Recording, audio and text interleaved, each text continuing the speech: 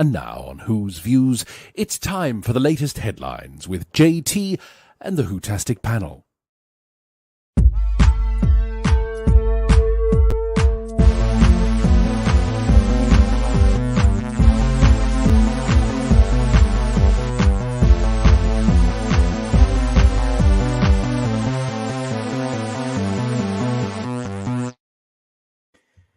Hello, everybody. Welcome back to Who's Views. This is your headlines. And are you ready for this particular show? Because some of us are not particularly happy, myself included. But have you heard? Doctor Who is up for a Bafta. Indeed. And RTD2, otherwise known as Disney Who, starts on May the 11th. Yes, this is the show that wants all your opinions. Thank you for joining us in the chat. We want to hear about what you think about these issues as we go through the show. And of course, I also want to know about what these two think. Joining me tonight is Third Doctor Ian. Hello, hello, hello. Hello. And because Paul is earning a living, we've got Padua. Woo! Welcome, welcome, welcome, welcome, welcome. Thank you for having me. Thank you for having me. Oh, you're very welcome. It's nice to see you. So yes, let's get into this, everybody, shall we? Now, as usual, I just want to start the show by saying a huge thank you to everybody that is sending comments and leaving messages for us on the various platforms we've got. Overwhelmed by the response to our Peter Cushing tribute last night. If you haven't seen that yet, it's there on the playlist for you. Thank you so much for all that. I was saying to the guys, so impressed by all your knowledge about the Peter Cushing films. I enjoyed it. It was a cracking film. And some of you have suggested a few things for us, which we're going to do. That's all I'm going to say right now. So stay tuned. Make sure you subscribe. But we're going to do that in the future. So thank you for all that. And I also want to say thank you very much to everybody that sent us messages about Who's Master. Yes, our brand new series we launched on Friday night.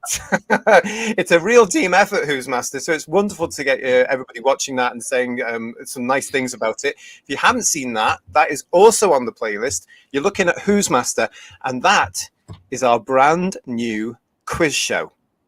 Oh, yes. And it's a great deal of fun, even though I say so myself, isn't it, guys? Certainly is. Yeah. He's saying that because he won. I'm going to have a look at that. And more importantly, if you want to be on it, if you think you could be the Who's Views Who's Master, then email us at whosviews1@gmail.com. Tell us a little bit about yourself, where in the world you are, what versions of the Doctor you like, all that usual stuff. Send us the email and let us do the rest. And you never know, you could be on Who's Master in the quiz. How exciting is that? That'd be great. It's a lot of fun. Give it a go. Yeah. Send an email. Yeah, let's have a look. Okay, so yeah, Kirsty's in the chat, and thank you very much, Kirsty, for being in the chat with Garbage, looking after you all there. She's reminding you again of what the email is there. John has obviously watched the show.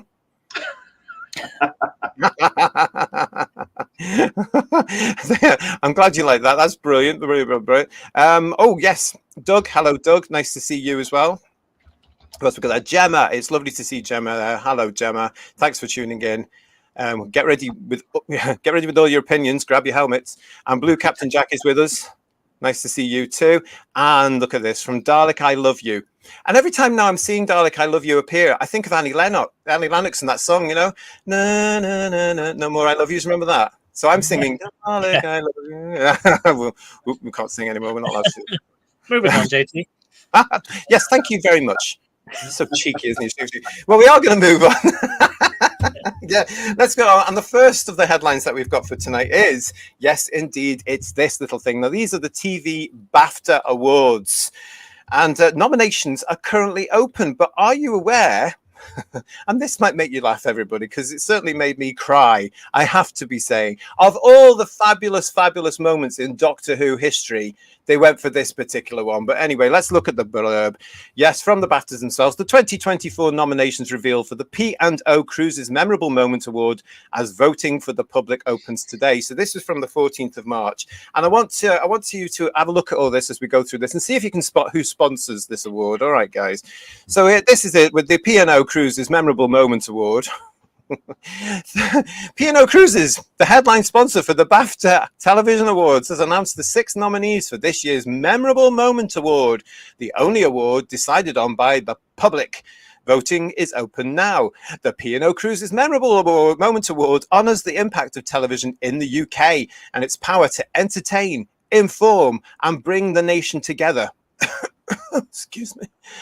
The nominations were compiled by a carefully appointed and esteemed independent jury of influential TV critics as well as TV personalities like former Love Island contestants and P&O Cruises brand ambassador Amy Hart, hands up if you've heard of her, showcasing key moments from 2023 that reflect the power of TV. BAFTA's television committee chair, Hilary Rosen, chaired the jury. Let's have a look at the nominations, shall we? Good grief. Beckham for Netflix. David teases Victoria about her working class upbringing. Doctor Who, BBC One. Ncuti Gatwa being revealed as the 15th Doctor. Happy Valley, BBC One. Catherine Carwood and Tommy Lee Royce's final kitchen showdown. Succession, Sky Atlantic. Logan Roy's death. The Last of Us. Spoiler. The Last of Us, Sky Atlantic, Bill and Frank. Yes. The Piano, Channel 4. 13-year-old Lucy stuns commuters with jaw-dropping piano performance. So, to be clear, this is the moment that they think deserves a possible BAFTA for the most memorable moment on television of 2023. The bi-regeneration. I'm going to say it again. The bi-regeneration is up for a BAFTA TV award for the most memorable moment on television in the UK in 2023. Can I cry now? A moment where two actors share one set of genitals. Oh. Well, yeah, aren't they? This time, it won't be the first time, allegedly, in show business, but yeah, I mean, guys, what do you think about this? The bi-regeneration. I mean, it shows you that they've got no awareness of what's happening in fandom. That's possibly one of the most hated moments in the entire 60 years of Doctor Who, and there's been quite a few over the last few years, hasn't there? Certainly has, but I mean, it's hated, but it's also embarrassing. It was just where Doctor Who. I mean, it had already jumped the shark, hadn't it? Really. So, you know, it had jumped the shark, missed the ramp, hit the water, and sunk, which is probably, you know, why it's being sponsored by P&O Ferries. You know, the boat analogy and sinking. Oh, you noticed that, did you? I think the Doctor Who and the Beckhams are probably the two. Thankfully, mercifully, are the two weakest ones there. Probably. I don't know much about the others, but I've heard of them. And the other two, I just wish I hadn't heard of. So hopefully they'll pick it up, and Russell T Davies can't prance away saying, "Ta-da! Look at me! I won an award," because that would just be insufferable. Well, there'd be other things as well that would be insufferable there, because you just know he'd stand up there and go, "Oh, TQI, right, and yeah. I mean, from our point of view as content, that would be great for us because it'd be a great show to talk about. But I mean, when you look at these people as well, when you look at these nominations, everybody, and hello everybody in the chat, when you look at this, now this is open to the public. It's actually also open to the public of the world, which I think is really bizarre. You can get into this. So I've been told from one of our Who viewers who voted, but I looked at all these and there was no way the bi-regeneration was going to get my vote. No way at all. Beckham, I'm aware of the series, not watched it. Happy Valley, I'm aware of this latest series, been told it's good, not watched it. Don't know what Succession is, don't know what The Last of Us is, but the Piano, 13-year-old Lucy stuns commuters with jaw-dropping piano performance. Now you can see that on the Tube of Who. And this is a young blind girl who's 13 years old that's playing the piano. And it's beautiful. I mean, she's so clever. I mean, I can't even do it, like looking at the keys, and she's just like da, da, da, da, da, da, da. So talented. What a talent. Have they not given her a record contract yet because of that? I'm very surprised if they haven't, but I voted for her. So there you go. Right. I just couldn't get over this, Bedouin. This. Well, I mean, the category is memorable moment. I think from our perspective, it's memorable for all the wrong reasons. Look, So don't if be that diplomatic on qualifies this it- show. This is headlines, all right? Say what you think on this one. We don't want any of that diplomatic nonsense, all right? I'll wait till we get onto the May 11th. Yes, because I tell you, this one was not happy about this particular one. Let's see what you guys are saying in the chat as well. Woodhouse122 is here and saying hello, evening all. Nice to see you. Just Jordan, nice to see you as well. How low has that bar been set? Said John. John now. Divining Dragon. Go on. Does the Beckham series on Netflix count as a TV moment if people are watching it on their tablets and phones? Well, Ooh. Yeah, Now that's a good question now, isn't it? The way these categories obviously are going to lean towards, and embrace streaming and that sort of stuff. That's the way television has gone. But this is now how we quantify television? It's anything that's on a screen, no matter the size. Yeah. That's an excellent point. I'm coming from an industry, and we will touch on this later in the show, because coming from an industry that keeps saying, as you're saying, that television has changed and viewing habits have changed and all that nonsense. That's again, that's a good point, isn't it? Because they're again slightly hypocritical there, maybe. Well, because if this particular category is nominated by industry experts, and I can't remember what the copy said, it was a terrible copy for a start. But if it's nominated by experts in the television industry, why are they highlighting a thing that's running them out of business? And are they all in Wales? No, so That's my opinion. I'm sorry, JT.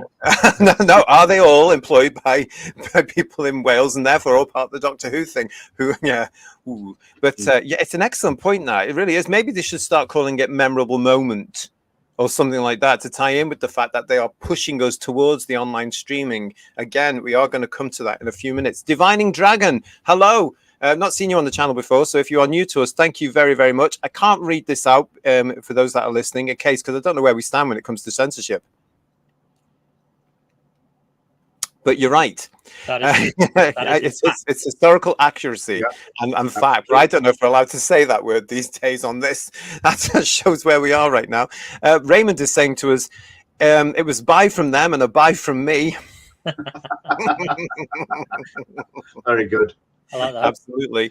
And Matt, the Silent Wee Music King, is saying to us, now we've got Tennant on our beck and call. And absolutely, because that version of the Doctor, as we know, is there, isn't he? He's just allegedly retired in one of the most bizarre and stupid plot lines ever.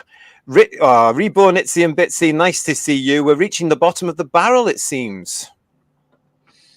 I think we've broken through the bottom of the barrel and we're actually digging through the ground underneath, if we're honest, aren't we? I mean, we're digging up all sorts of crap now. It's humiliating for what's gone before. It is, isn't it? The memory of all those people that have gone before in this fantastic program. So many talented people that have built up such an incredible legacy, and then some. Yeah, I'm not going to say anything. I've got so many words that I want to use, and I better not. But but even up in the Aldi area, there were more memorable scenes, if you like, in Doctor Who. And then this comes along. From my point of view, Who viewers, when I saw the list, I just thought, well, there couldn't have been much good television last year then. Really, I guarantee you that next year's BAFTA will be all about the post office drama. Mr. Bates in the post office. I mean, usually these things are sporting moments, I guess. When the Lionesses won the Euros, that would have probably been in the category. That sort of thing is the kind of stuff that draws people in and gets large audiences, because that's the one thing that goes against the whole streaming platform is live sport, because you either watch it live or you miss it. And so I think this year, when we've got the Olympics coming up and men's Euros in the football, that sort of stuff probably would fall into this category. It's weird how nothing in 2023 really fit the bill. Absolutely. The Ashes was a nightmare. First time in 60 odd years we had a coronation. Yeah. That doesn't get mentioned. It didn't get mentioned at all, unless that gets a special thing. I don't know, because we also had Her Majesty's. What fell out after that, didn't we? Gosh, that's an excellent point, Ian. Yeah, crikey. But when you're getting people from Northern Ireland on the thing, just Jordan is saying to us here, Happy Valley makes sense. I can think of a few scenes. I saw the first couple of series of that, just Jordan. It was very good. I just didn't carry on after that, to be very honest. That was the last season of Happy Valley. So that, I heard that. Yeah. Has got nominations in acting categories and things like that, and rightly so. Yeah, writing and all that, I would imagine as well, Bedouin. And Dr. Hunt is saying memorable doesn't necessarily mean good. Excellent point. That is a very good point. Yeah, thank you very much for that. And Paul is saying to us, I thought the BAFTAs were supposed to offer up some sort of quality. Whatever made you think that? Gone down the toilet along with all the pointless ceremonies. They love patting themselves on the back with all this glitz and glam and stuff, don't they? They love it all. They love turning up in their posh frocks and their lovely handbags and shoes and stuff. Mind you, these days we're very lucky if they turn up dressed at all, to be quite honest. Yeah, you just wait to the Welsh BAFTAs, then you'll see a stream of nominations for Doctor Who. Kirst, I don't know what this means. But anyway, that must be something they're talking about in there. That's something they're talking about in the chat. If you are watching us here on Who's Vision, you're not in the chat yet, come into the chat, because there are a lovely group of people in there. You'll have fun, and of course, it's the way for you to tell us what you think about the topics we're talking about tonight. Digby is here as well, saying good evening to us all, and good evening to everybody in the chat. So absolutely fantastic. Garbage is saying every time I see Happy Valley clips, it looks anything than happy. At least Midsummer Murders does what it says on the tin. Trades Description Act. Yes, that's brilliant. And Woodhouse 122 is saying absolutely no one cares about Doctor Who now, so RTD will be desperate for the Shill family to vote. Yes, and that point I think is going to come up to the main headline for us tonight, our main discussion, isn't it, really? They are desperate. Yeah, and Doug is saying to us, at least your BAFTAs are mostly not public votes. Here in Australia, our version, which is the Logies, after Logie Beds, and the Logies, is all public voting. So beep beep, like home and away wins every time. You're kidding me. Well, I guess No Neighbours isn't on. You've got to go with the alternative. Oh, that makes me laugh though. So yeah, well, that's where it is. We have that. It's the National Television Awards, and that's why Ant and Dec have won for the last 20 years, because they do the most programs of anyone. Surely is it the NTAs that years ago Noel Gordon from Crossroads won like 156 years running? Was that the NTAs? Yeah, that was or the equivalent of it. There was the old equivalent, because the NTAs are fairly new, aren't they? Really, when you look at big award shows. But she won something. The TV Times Awards, wasn't it? Right. Yeah. I think it was the TV Times Awards she won for years and years and years. That's right. And then that axed and eventually morphed into the NTA Awards. So that when they took away, I think it was around about the time. You remember the TV Times when we were kids only could report on the commercial channels? Yeah, the ITV ones. So when that all disappeared, they were allowed then to look at all the other stuff. So I think that's how it morphed through, if I remember right, which I possibly don't. Let us know in the chat. If it won, says Dr. Hunt, I suppose we could give Tennant yet another chance to appear. Well, the rumour is this week that he's lying about not being in the next version, isn't he? And it does turn up at some point. He was on BBC One all of Friday night for Comic Relief. Who watched that? Hands up in the audience if you watched that. You shouldn't be. You should have been watching Who's Master. I watched the Gladiators bit. It was great. Oh, yeah.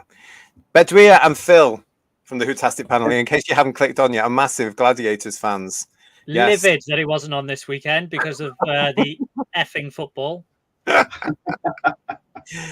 Matt is saying to us here, even Waterloo Road is better than Doctor Who now. And I believe Waterloo Road isn't completely and utterly woke. That term that we all love to use, but I hear it's terrible. I hear that they push the TQI agenda all the time, Matt, because it's set in a school.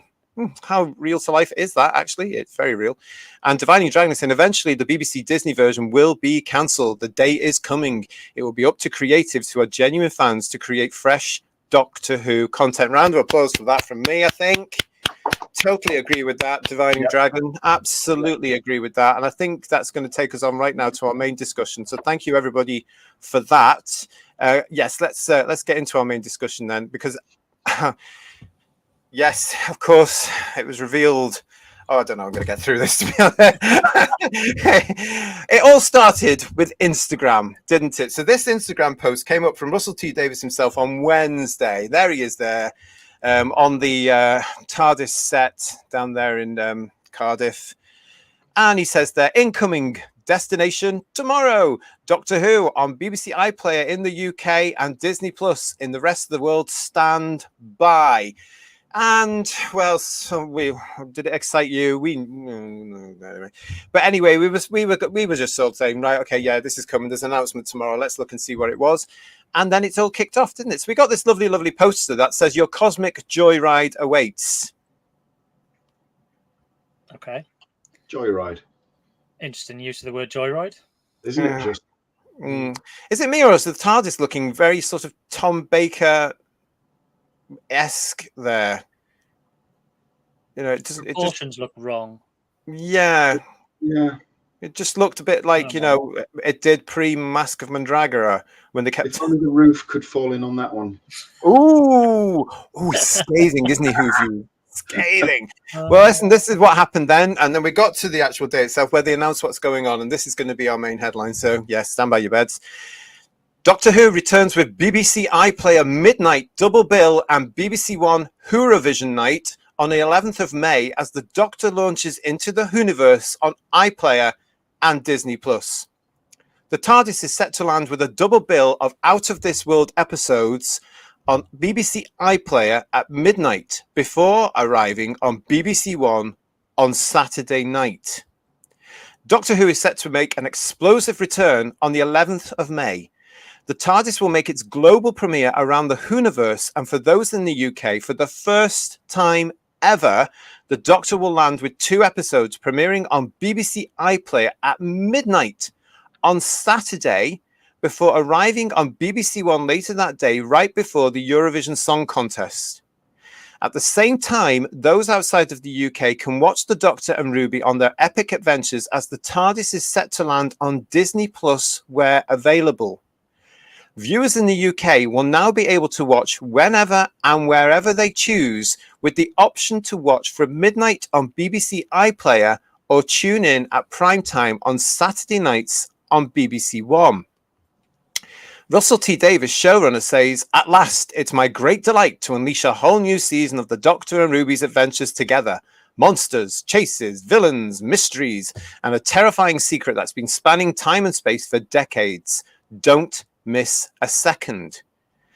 Doctor Who is produced by Bad Wolf with BBC Studios for the BBC and Disney branded television. The BBC is the exclusive home of Doctor Who in the UK as it premieres at midnight on Saturday, May the 11th on BBC iPlayer and will then air on BBC One that evening. Outside the UK, Doctor Who begins streaming on the 10th of May at 7 p.m. ET on Disney Plus, where available, giving audiences a simultaneous global launch. An episode will continue to drop on BBC iPlayer at midnight on Saturdays, followed by a primetime slot on BBC One each week following that. Now, we're getting very good at spotting spin when we see it, aren't we?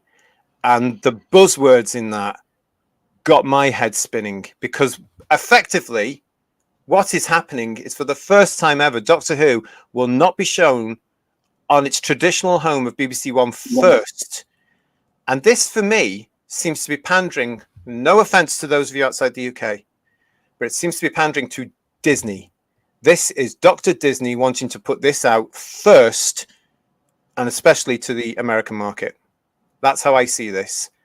And this got me going, what the hell? What about you guys? Yeah. I mean, I know they did it. I know they did it with the TV movie in McGann, didn't they? I mean, that wasn't Disney, but America got it before us because they. Oh, was that the Five Doctors? I can't remember. I'm getting old. But I mean, they've done it before. But this is a whole different thing, isn't it? I am thinking though that I know they do the whole ratings thing, don't they? Including iPlayer for that set number of days. With Doctor Who, it seems to be like 117 days per episode. And we know that people around the world can tune into iPlayer when they aren't supposed to, which does inflate the ratings. So if it's going to be global at the same time on Disney, potentially there aren't as many people that are going to be looking at it on iPlayer, which could actually have an adverse effect on the ratings that they love to scream and shout about.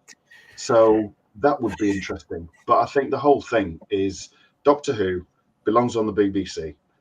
At some point on Saturday evening, BBC first. Don't care after that. But iPlayer first on a midnight? Nah. It's no. Yeah. It's wrong. Yeah. I mean, I get what you're saying there, and it's thank you for all your comments, by the way. Keep them coming. I'll try and keep up with you all. From my point of view, midnight, and they're trying to sweeten the deal by giving us the first 2 episodes of this for those that want to look. But to time in what you're saying there, Ian, for these people have been banging on about how important the BBC is and how important BBC One is. They've just gone and shot BBC One in the back, as far as I'm concerned, by putting onto the iPlayer first. You mentioned the ratings there. And yeah, I think, Badweer, that part of this is simply because they know the ratings are not going to be great. And this way they can turn around and say, oh, but we had 65 million people watching it on the iPlayer. Well, yes, because nobody... I mean, I certainly haven't heard a credible explanation for how the iPlayer numbers are quoted and provided. By the sounds of it, as I understand it, the BBC just provide those numbers to the BARB. So it's not necessarily independently verified. I think if you are making any commentaries on viewing figures, this decision completely makes that pointless. Yeah. It's completely irrelevant. Let's be a little bit positive in terms of they didn't just drop the entire series onto iPlayer, which I wouldn't have been surprised about. I was actually expecting that, to be honest. Yeah. I really was. I was working out how we were going to do the shows, thinking, oh, right, if they're all dropped in one, how are we going to do it? Are we going to do it every night? So yeah, I was quite surprised.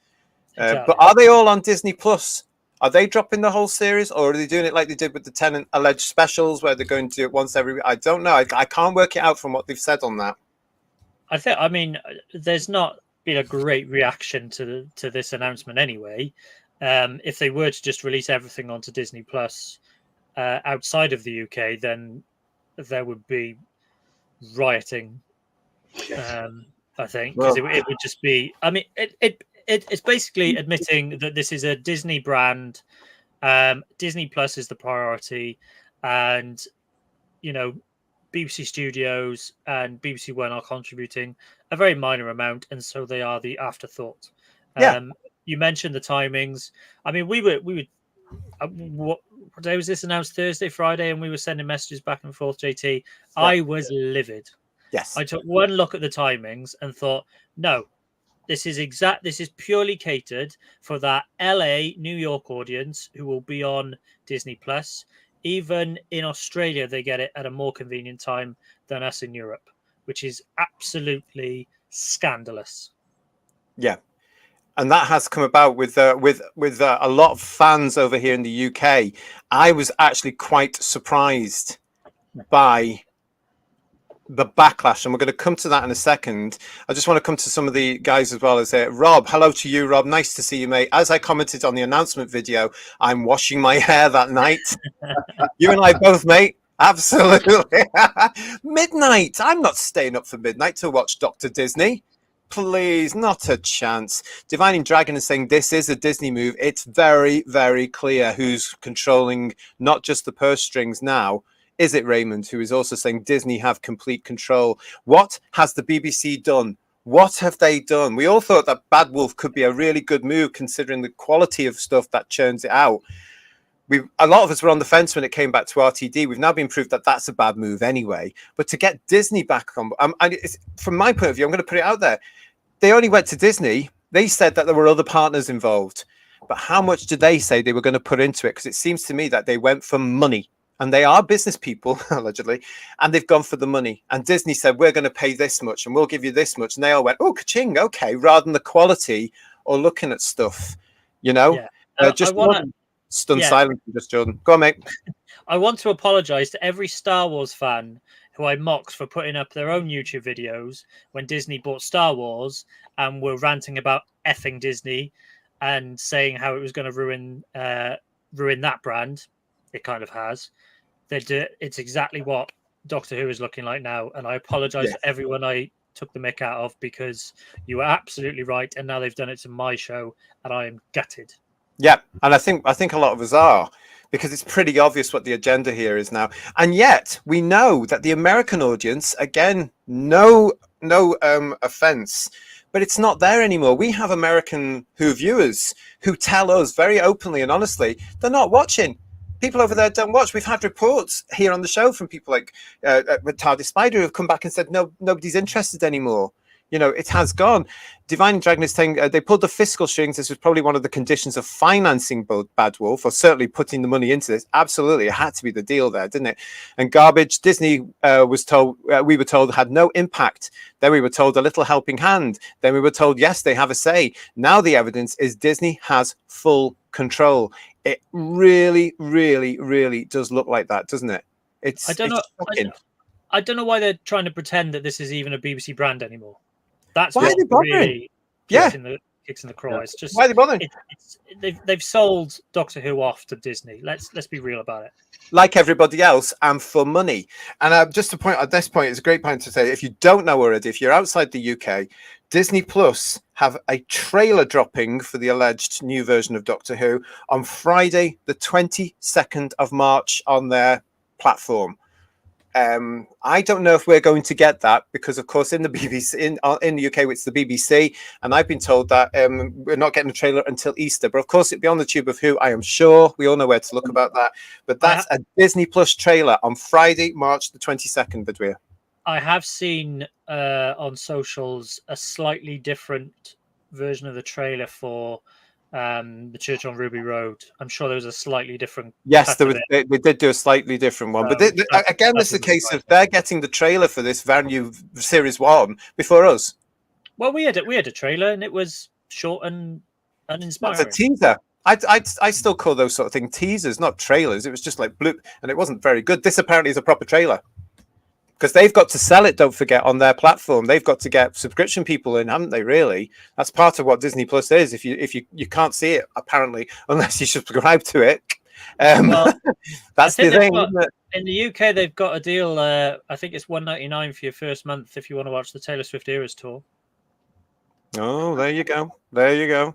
But then I've seen that being promoted. You know, I imagine there's the equivalent sort of promotion in other countries. In the US, Disney Plus will have advertising. I do wonder whether Doctor Who is going to be recognizable enough for them to bother putting it on a poster. I don't know. Again, this is all going to come out in the wash. Will Disney do their own versions? Will they just take the BBC one? We have heard and we have read that Disney haven't a say in the marketing, don't they? And they have put money into the marketing side of it. So let's see if there's going to be 2 versions, one for Disney, one for the BBC. I don't think so. I think it'll all be the same sort of thing with the Disney logo on some and the BBC logo here for the UK. Digby wants to know, are they hoping that the Eurovision will boost RTD2's viewing figures? Yes, of course they are. Yeah. They are, absolutely. But as Ian was saying there, everybody, what is now the point? It's going to, in the UK, the episodes will drop every Saturday at midnight in the morning, Friday night midnight, Saturday morning midnight. So they're going to drop them there, and then it comes onto the BBC around about 6:40 allegedly, that we're hearing, on Saturday night. So they are looking at a certain way out, actually, guys, of being able to say, well, the ratings don't matter anymore because it's primarily for the iPlayer. And it occurred to me, is this the start of BBC programs? We've had them before. You know, we've had certain shows before where they've tried to put them onto iPlayer before, and they've done well. The Peter Kay one in the car always strikes me, because that was massively popular, wasn't it?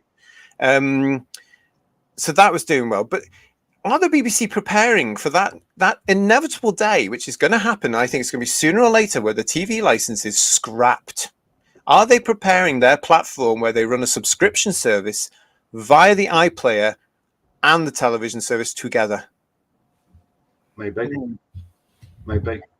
I do think with this though, as was said earlier in the comments, they said Disney had minimal influence, and now it's obvious that they're in control, and that ultimately means that the BBC and Bad Wolf lied. Simple as that. They lied. Well, And they're that's ordering reshoots, aren't they? So they must have. Yeah, absolutely. And to make that blatant comment that is an outright lie shows that they have absolute contempt for all of us, license fee payers that don't give a damn about Doctor Who, and us who used to give a damn about Doctor Who. They don't have any respect for anybody. They just lie when it suits them. But I mean, it's BBC. We're not surprised, are we? Well, it's BBC and independence now, isn't it? And it is coming through. We're going to show some of that in a second, because we've got something else here that will tie in with that point, Ian. So let me just go through this. Thank you so much for your comments. You are really lively as usual tonight, and this is fantastic. We've really hit a really good topic for you all here. Disney is a graveyard of previously successful properties, says Blue Worm. You cannot argue with that, because they kill everything they touch. Yeah. Gosh. And Spielkeb says, when I was living in the UK from 2009 to 2012, I hardly met anyone who had a telly set. Well, yeah, absolutely. And it's worse now, because so many people are using their televisions for other things and cancelling their television license, so it's not going towards the BBC. Doug is saying, I agree, it's a Disney Plus move. JT, they are dropping episodes weekly. Thank you for letting me know on that one, buddy. I really appreciate that. But he agrees with us that they are not treating UK fans with respect. They don't care. Again, not only are they chasing a minority audience that just doesn't exist, this whole new audience, this mythical audience of the new viewer, but they're now chasing what seems to be a USA audience that's not going to build. It's on Disney Plus. It's not going to build. Perhaps if they'd done it with BBC America, it might have had a chance, but that's no longer there. Divining Dragon is also telling us the show's a level of disrespect for the genuine UK fan base audience. And Blue Captain Jack, RTD is doing anything to annoy the fans. And that's an interesting point, because these people, as we've sort of shown or tried to illustrate and discuss before, are a little bit up themselves, aren't they? Show business seems to think, not all of them, obviously, but a lot of them seem to think that they're superior to everybody else. And they do quite like winding people up. And just this weekend, Stephen Moffat has minced into the ring. Yes, he has. With this from his social media. Wait, what? 2 brand new Doctor Who stories on the same day? This is a whole new level of insane greatness. Speaking as a fan, I can't wait to complain about it. To which Russell, don't drop the T. Davis, gets back in your box. Heart. Kiss, kiss. Please write the Christmas special. That's just typical, though, isn't it, Ian? That's exactly what we expect. And yes, we are complaining on this show, because in Britain, it should be here. There's people paying the license fee, which goes towards not just BBC television, but the iPlayer. And you're telling people to watch at midnight, and then you're trying to spin it by saying, oh, but there's 2 for you to watch. Isn't that a bonus? I mean, you can see Moffat there is having a bit of a piss take at the fans, isn't he? I can't wait to complain. Totally. I mean, if Russell T. Davis stopped suddenly, his head would go halfway up his backside, wouldn't it? I mean, they're in there together. So it's no surprise. They're just a bunch of sycophants. Well, Chibnall's in there as well, isn't he? Yeah. They'll all be having a little creative party in the background. You know they will. They'll all be pushing in ideas. You'll never see a white male doctor again. Let's face it. I think Moffat shared a few pictures of the 3 of them together recently. I don't know how. Yes, they went to see Chibnall's play, and then they all went for a bevy after it, and it was all like ha ha ha. But things like that, to be quite honest, make me puke. I'll be very honest; they make me quite ill, because it's all this Fitzroy Tavern lot, isn't it? All sitting around together, like, oh, we got control of the show and we can do what we like, and you don't like it, but ha ha ha, the joke's on you. Just makes me absolutely. Oh, hello. Go on, go on. Yeah, it's just this idea that I'm the writer now, so I can write whatever I want, and you've just got to deal with it, because I'm the writer and I'm going to write it. Yeah. You know, whether it makes logical sense, whether it works within, TV, the drama of the show, making the Doctor basically immortal. Where's the drama? There isn't any. Waste of time. They're just writing stuff because they can and not thinking about whether they should. Yeah. I'd like to say hello and welcome to Lady of Traken. Hello to you. Thank you for joining us. At this point, the show has become a global brand now. Disney has invested money. We won't be in a privileged position anymore getting it first. I'm more gutted I have to avoid spoilers for hours. And you shouldn't have to, though. I think that's my point here, Lady of Traken. You shouldn't have to. I mean, why didn't they do it the same way as they did with the specials? They put it out as near to 7 o'clock as they possibly could in the UK. And it was still okay on the Disney channels. And yes, okay, in the foreign markets, they had to wait, whatever. But on the Disney channels, it can be dropped anytime, just like it is now for the iPlayer. I mean, this thing is still part funded by the license fee payer. And I think the general public should be given, of Britain, should be given the opportunity to watch it first without it going on the iPlayer. I think personally, Lady of Traken, I think this is a big gimmick to say the ratings don't matter because everybody watched on the iPlayer, because we know exactly that Doctor Who fans on that Saturday, some of them will tune in at the midnight on the iPlayer and watch 2 back to back. And then they're going to watch it again and again and again. And then they'll watch it at 6:40 on the Saturday night as well. And then they'll watch episode 2 the week after. I think this is a big ploy to say Doctor Who's still popular. And I'm not convinced it is. And Dr. Hunt is actually saying here, how can they possibly monitor iPlayer viewing figures? It's not about ratings anymore. It's about the views, because that's what you get. Just as we do here on the Tube of Who, you get views. That's what you get on the iPlayer. So you can't prove that's a rating. Whereas with the current system with the ratings, you can. You can't. They'll say, oh, it got millions of views. Oh, it's very popular. And it's a minuscule amount of time, isn't it? Watch it for a few seconds and that's a hit. That's a view. Yes. You don't have to watch the whole thing, which there should be somewhere in that algorithm that says you have to watch it for at least 75% of the time for it to class as you have viewed it. Yeah. But it's just a handful of seconds. It's ridiculous. Yeah. Well, and Lady of Traken does have a point there as well, because those people that are really truly invested in this new version of Doctor Who, you're not going to be able to appoint this. I mean, how are you going to avoid the internet for a whole week between the 2 episodes dropping on iPlayer, part 1 going on BBC One, and then the following Saturday, part 2 going out so the public can catch up with it? At least with my point of view, with the ratings, we'll be able to see if the public are watching this thing. No, I imagine they're showing the double bill on the Saturday before Eurovision. They can't. I've been told. No. Apparently, it goes out the week after, because I've been told the Eurovision, because it's on for 4 hours, will start at around about 7:30, 20 to 8. So unless they put it on from 5 o'clock. Yeah, Doctor Who will probably be on super early then. In which case, again, it's a death now. As far as I can tell from what they said there, it's only going to be the 2 episodes on iPlayer as a bonus to get people to watch the iPlayer, not on BBC One. That's ridiculous. That's I mean, let's go back and look at that together, shall we? And then the following week, are they dropping episode 3 at midnight? Yes, all the episodes in the UK will be on at midnight.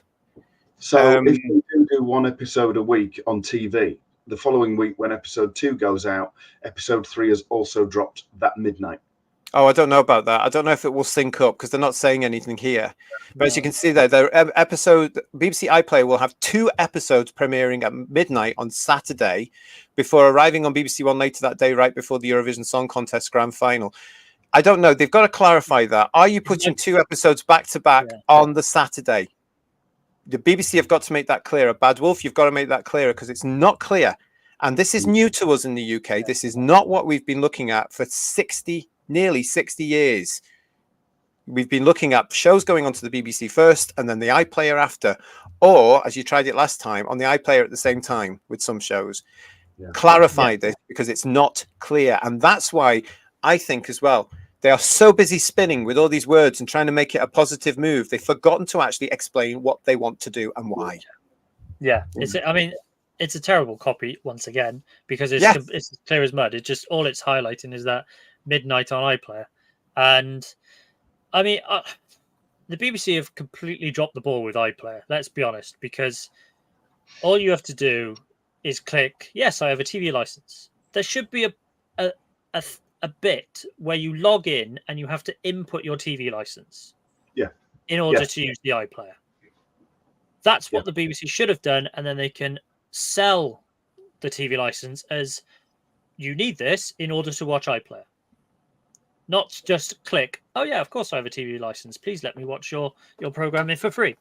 It's nonsense, and they've completely messed up on that. And if they had that functionality where you input your TV license, it would only allow you to record one view, no matter how many times you repeat watch Doctor Who. It will count as one view from one TV license and not artificially inflate these numbers, which is surely how the giggle got to 8 million people, because that doesn't make any sense to me how it could have jumped that high. No, well, we agree with that. That's exactly what they should do. Yeah, I totally agree with both of you. I mean, there are problems with the iPlayer, but do you know what? I don't think they're even going to look at it because it works in their favor. Yeah, it does. They want to manipulate the figures. Yeah. They want them inflated.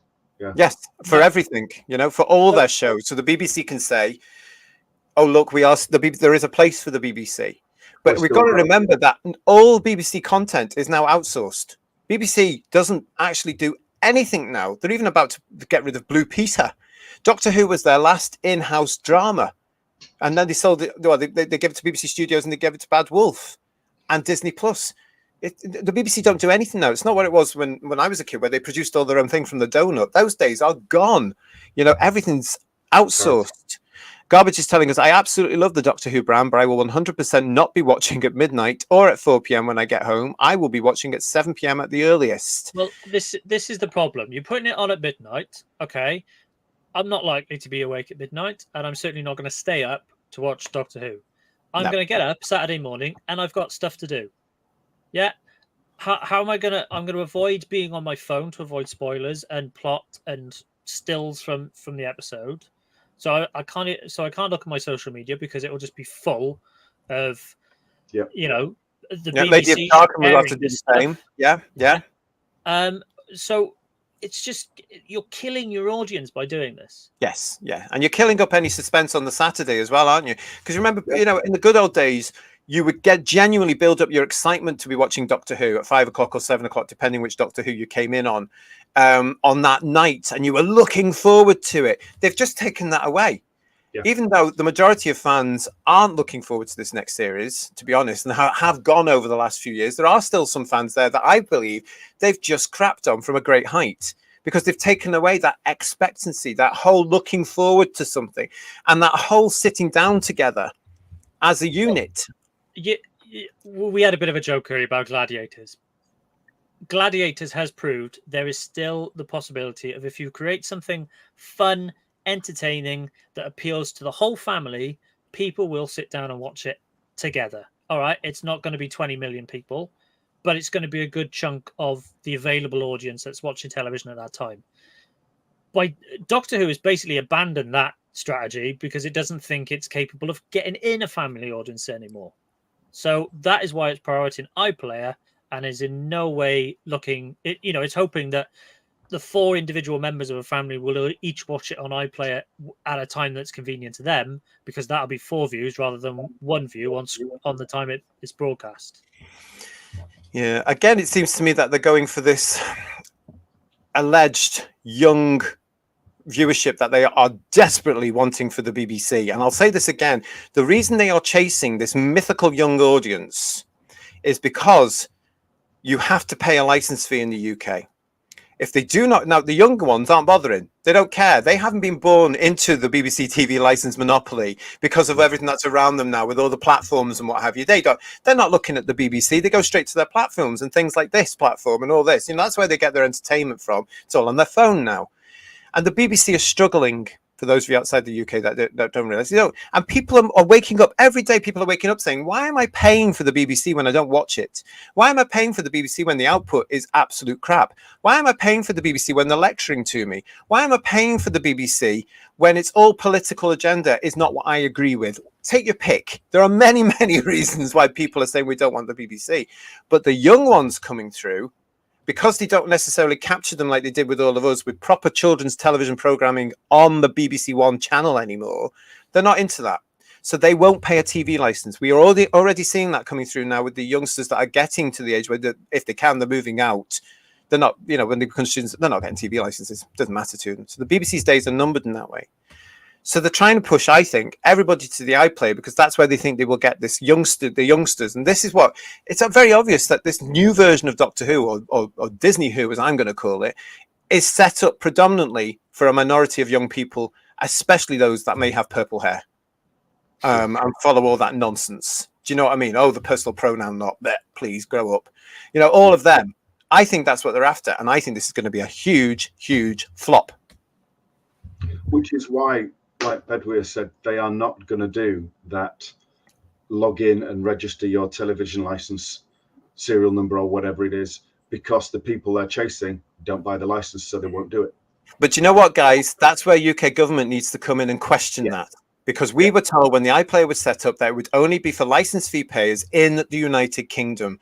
And yet some of our fabulous viewers and subscribers here are saying, no, it's not, and they're outside the UK and they've found the way, All you need is a VPN. It's easy to do. It's not, and to be honest, if you are in the US and you're technology savvy, why would you pay for Disney Plus? Why don't you just log into the iPlayer and using your VPN and watch it for free? Well, totally. And if we were in the US, we would do that. Let's face it. Let's be honest. We would do that. And good for all our chums over there that are doing it. If the Australians can do it, if the Europeans can do it, if they can all do it, I don't blame them at all. Bloody well do it. But this is why this whole new thing, they haven't thought this whole thing about platforms and stuff like this. We know for a fact as well, Disney Plus is losing subscribers, isn't it? Yeah. And Doctor Who's now going on there in a desperate attempt to bring people back. It's not going to happen, is it, guys? It's not strong enough. Save Disney Plus. No, of course it's not. And yet Disney Plus and this whole new production unit to it seems to be killing our bloody show. I get so tense with all this, Who viewers. I really do, because this is not how it should really be. It shouldn't be as complicated as this. Surely, it should be easier. We've got Pete saying to us all, so Doctor Who has been finally sold to the highest bidder. It's disgusting. And Divining Dragon is saying they must inflate views to mask the audience loss. Does anyone think they can reach a legitimate 12 million viewing audience? Not a chance. Nope. Not, but do you know what, Dividing Dragon? They're going to blooming well try. And Paul was saying to us off screen last night, will they push the 2 episodes they're dropping together? Do you know what I mean? So it seems like there's one big rating for that. Ugh. Yeah, people will watch the first episode, and normally it's the drop off is how well you retain that initial audience for your second episode. So if you push the 2 together, are they going to count them separately? That's really interesting. Well, one thing about this, guys, is you can guarantee that you, all of us on Heroes Views, we will be looking at all that they are reporting after these episodes drop, and we will be here to discuss this. And if we have to, we'll be calling out. What we're talking about, if we have to, we will be calling out the fact what they are putting out there. We will be questioning everything here. So make sure you subscribe, make sure you ring those bells, and make sure you're tuning in, because we will want your opinions on this as well. All opinions welcome as we move forward into this new Disney version of this blooming show that we all love. Paul is saying to us, Disney won't hang around unless they make a lot of money back off it, and they will have to rely on the new fans for that. I won't put a penny into it anymore. You're not alone, Paul. A lot of us are not going to be doing that either. But I do worry, because how long have they had Star Wars for now? And how long have they had the Marvel franchises for now? And even though they have massive, massive losses, they've kept going, haven't they? And although we're led to believe from all the commentaries that are coming on the Tube of Who and everything like this, that Disney are now losing money, why don't they care? Why don't they care? And why were they so interested in this little British TV show? I think they will get desperate. I think they will go for gimmicks. And I think we just need to sit back and wait for the Star Wars Doctor Who crossover. Oh God, that's not going to work, is it? Oh, I used to hate that thing where fans back in the day would say Star Trek and Doctor Who to crossover, and we know RTD likes some of the new elements of Star Trek, and that's been put up again. Wouldn't it be great if it just wasn't work? That are completely different shows, and Doctor Who is quintessentially British. They have now lost that element. I can't see that being retained at all in Disney Who. I think that would have been edited out at the script. I mean, I did like there was a comic book series of Star Trek Next Generation and Doctor Who crossing over, and you had Borg and Cybermen, and that was kind of cool visually in a comic book. But oh, for God's sake, don't do anything like that. Please. I think comic books are different because they're just basically for geeks, aren't they? Something like that on television wouldn't work. They are totally different ethoses, totally different universes, and only sad geeks would put it together. RTD. So we've got that, Dalek, I love you, is saying to us, how many children are going to stay up till midnight to watch 2 hours of Doctor Who? None, because the parents won't allow them. No. And even then, the little ones will fall asleep if they are captured enough to watch it. They will fall asleep at midnight. I think a lot of the parents will say if they're going to allow their children to watch this version of Disney Who, you can wait till 7 o'clock unless they access it themselves during the iPlayer. I mean, oh God, this is a can of worms they've opened. They might watch it during the day, and that's fine. But I don't think they're going to be drawn into watching it. Don't parents take their kids out anymore on Saturdays? Don't they go shopping, and don't they go around whatever shops are left, and don't they go and get the? Oh, I don't know. Yeah, Saturday afternoon. That you go watch the football, or what in the afternoon, and then you come home in the evening and sit down and watch Saturday night telly or as you're getting ready to go out for the evening.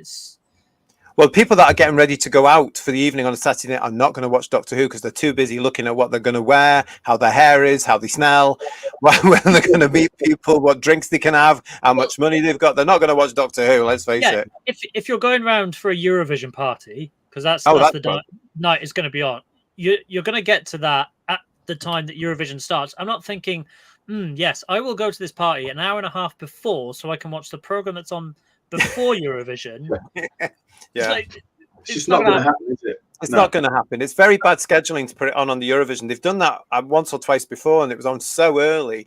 And the overnight rating, if I am right, and correct me if I'm wrong, Who viewers, wasn't that brilliant. But just to let people know, outside the UK, the Eurovision is actually quite a big deal here in the UK because it's camp nonsense, and it's on BBC One for the whole evening, and I believe it's going to be starting around about 7:30, 7:40 this year.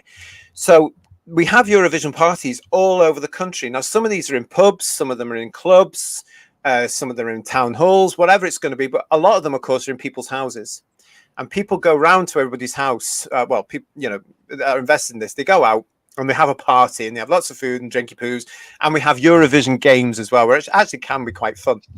And you can do that. And you watch the show together and you score it together and you tie it all up. And it's become this big thing in the UK because we've had it for about 6,000 million years. To be honest, it's incredibly bizarre because the judging is shocking. It's absolutely awful. It's always rigged against us now as well because Brexit. So we've always got that, they don't like us. This year we've got one of the worst entries, in my opinion, ever, but it's still part of the fun. It's still part of it. And Doctor Who's on before it. Bad scheduling in my eyes, but again, I bet it was dictated by Disney, and that's why they panicked to say, "Oh my God, that's Eurovision night." Well, if you look in 2007-ish, Doctor Who would take a rest that week because Eurovision was on, and they wouldn't put it on earlier. Now that it's providing the lead into Eurovision. It's nonsense. And it's the support act, isn't it? Well, a poor man support act who bloody thingy, what's it, bless him, that's going in for us. To be on stage at Eurovision doing a little dance again, like he did. And to be honest, a lot of Ian, and I can say this, and I'm gonna, a lot of the audience that they're aiming Doctor Who for now are going to be watching the bloody Eurovision are actually there. All the queens will be prancing around actually at the Eurovision because it's got a massive gay following. And also a certain element of the TQI cult follow the Eurovision as well. It's huge with that because it's camp nonsense. It's harmless nonsense. Even though this year, again, sadly, it's got political with various premises over here saying, "Oh, we're not going to show it." Oh, shut up and show the bloody thing. Neville is saying to us, Doctor Who has become marginalized. I'm not sure they realize yet. Neville, if they haven't now, I don't think they're going to until we stop buying the merchandise. Mark is having a Mark is having a laugh with us here. I'm sure he's going to be back in a second. He's going to get something. Mark is having a laugh with us here. I vote for Jedward to be the next Doctor Who, the best example of bi-generation. Talking about the Eurovision. Mark, you're a very naughty boy. And Woodhouse122 is saying the Gen Z audience that the Beeb craves will never pay for TV licenses. The BBC is doomed. Interesting, that one. I think the BBC is doomed as well. I know that, Ian, you do too, don't you? Oh, God, yeah. But like you say, we need a strong government that's got the balls to do it. But they have to be forced. That license has to go. If they're as good as they say they are, then they've got nothing to fear. If they've got the audiences they claim they have, they've got nothing to fear. People will fall over themselves to pay for their content. We know different, but if they believe what they say, if they believe their own hype, get rid of that license because the BBC doesn't need it. They'll probably make more money from their subscriptions than they do from the license fee anyway. This is what partly... they won't, but I want them to have to find that out.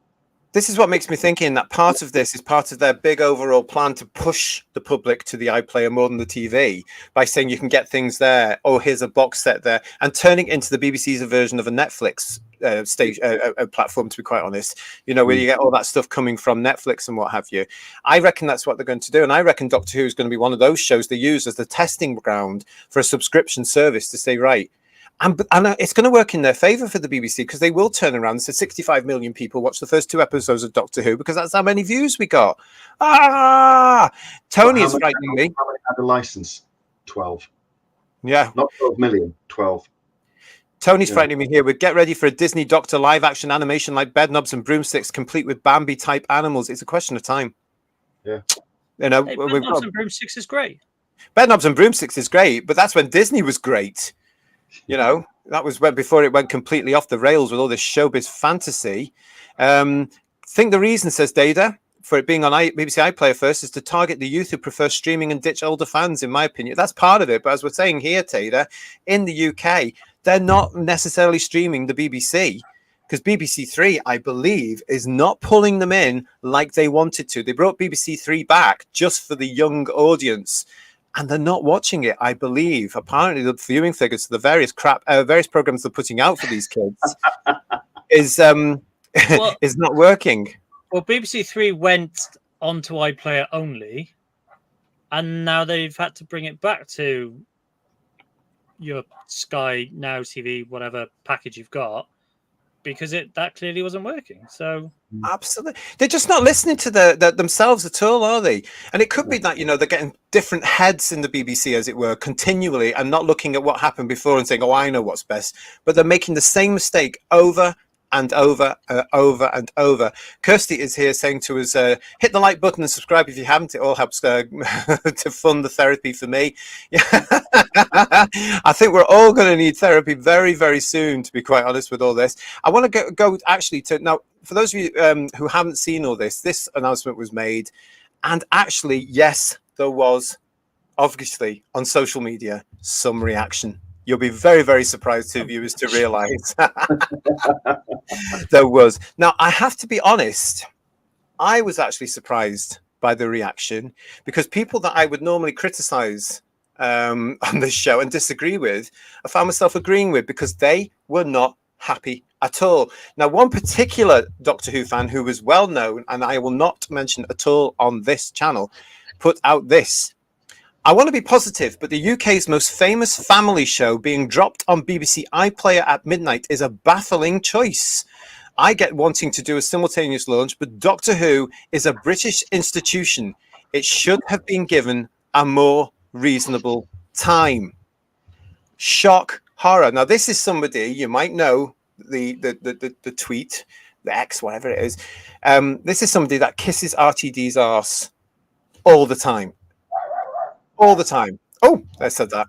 So all the time. So I was stunned by this. But then look at this. This is the reaction that came back. Destroyed by hype, destroyed some of my fun little plans, probably ruined the fun there was to be had on Twitter after each episode. Well done.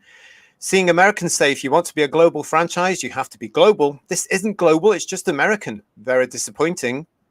I'm fine with the simulcast. Now, these are all people that would follow him, on his Twitter. These are all different people. I'm fine with the simulcast, but it should be based on an ideal UK time and the rest of the world follow suit. I seriously hope this isn't the case for the rest of the series. Very disappointing for license fee payers. Also, Americans can watch it in the evening is ridiculous. Could have been shown 8 p.m. UK time and 4 to 3 p.m. US time, which makes more sense than 8 p.m. USA and 12 a.m. Now, this went on. There were loads of these things. Absolutely loads.